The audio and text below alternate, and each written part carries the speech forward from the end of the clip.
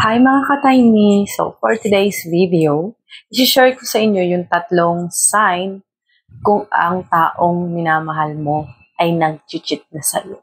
So, ito ay disclaimer lang. Ito ay base lamang sa mga past relationship ko. Kung ano yung mga nakikita ko, kung ano yung mga signs na yung person na yon ay nag-cheat na sa akin. So, ito ay hindi lahat. So, depende to sa inyong opinion. And ito lang yung opinion ko dahil ito ay base lang sa aking experience.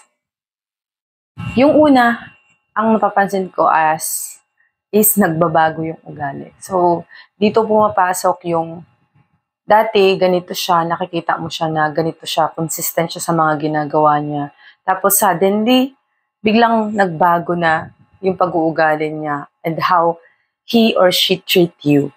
So, doon, makikita mo na siya ay might be nag-cheat na sa'yo. At ang pangalawa is yung emotionally na lumalayo na siya sa'yo. Like, for example, ito yung ang dami niya ng mga alibis na keso ganyan, para manipulate ka lang niya na wala siyang ginagawang masama.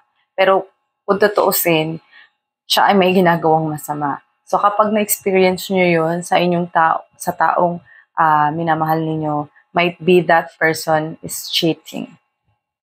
Tapos, ang pangatlo, ang napapansin ko is nagbabago na siya ng routine. So kung dati, siya ay laging ganito umuwi, ganyang oras, tapos suddenly, nagbago na yung oras ng pag-uwi niya dahil keso ganyan, mayroon siyang ginagawang ibang alam nyo na. So, yun, masasabi ninyo na may something na. So, alam nating mga girls o kahit mga boys na mayroon talagang tayong sinasabing instinct. So, kapag nafe-feel nyo na yung ganong wag nyong i-invalid. Might be better to talk to your partner para maayos nyo yung mga hindi pagkakaunawaan.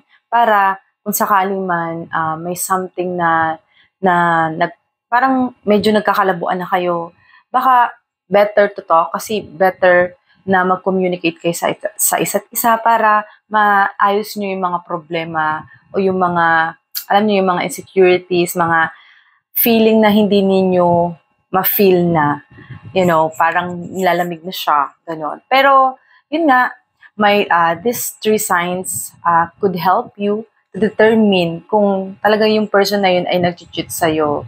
So, sana nakatulong to. And don't forget to follow me here. Sa mga gustong mag-suggest or recommend kung anong next video ko, just comment down below. Bye!